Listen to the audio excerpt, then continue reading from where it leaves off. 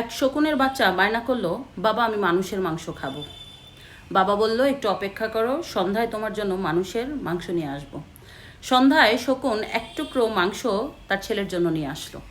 তার ছেলে খেয়ে বলল, বাবা তুমি তো মানুষের মাংস আনোনি, এটা হচ্ছে শূকরের মাংস, তুমি আমাকে মানুষের মাংসই এনে দিবে। বাবা চলে গেল এবং আরেক টুকরো মাংস এনে তার ছেলেকে দিল। এবার তার ছেলে খেয়ে রাগান্বিত কণ্ঠে বলল, বাবা তুমি তো এবার গরুর মাংস নিয়ে আসছো, আমাকে তুমি আজকের মধ্যে মানুষের মাংসই খাওয়াবে। তখন বাবা দুইটা মাংসই কিন্তু মুখে করে নিয়ে চলে গেল এবং গরুর মাংসটি ফেলে দিল মন্দিরের সামনে, আর শূকরের মাংসটা ফেলে দিল মসজিদের সামনে। শুরু হয়ে গেল দাঙ্গা এবং মারামারি। সেই মারামারিতে অনেক লাশ পড়ে গেল। তখন শকুন তার ছেলেকে বলল, চল এখন তোকে মানুষের মাংস খাওয়াবো। ওরা ডাল থেকে নেমে এসে তৃপ্তি করে মানুষের মাংস খাচ্ছিল।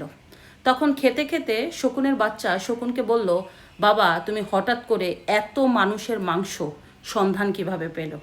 বাবা একটু মুচকি হেসে বলল, মানুষ এমনই একটি জাতি যে এরা সৃষ্টির সেরা জীব হলেও ধর্ম এবং রাজনীতির ক্ষেত্রে এদের আবেগকে কাজে লাগিয়ে প্রচুর হিংসাত্মক করা যায়।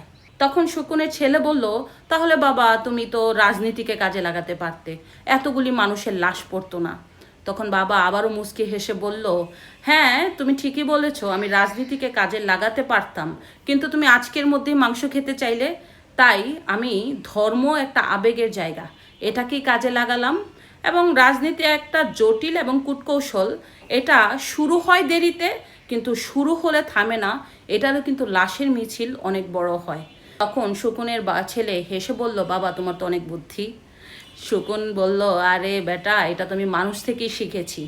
মানুষ যখন তাদের স্বার্থ হাসিল করার জন্য কোনো কিছু করতে চায় তখন তারা ধর্মকে কাজে লাগায়, আর ধর্ম থেকে যখন লাশের মিছিলটা বৃহত্তম হতে থাকে তখন এই লাশ দিয়ে ওরা রাজনীতিকে কাজে লাগায়। এটাই হচ্ছে মানুষের ধর্ম। ধন্যবাদ।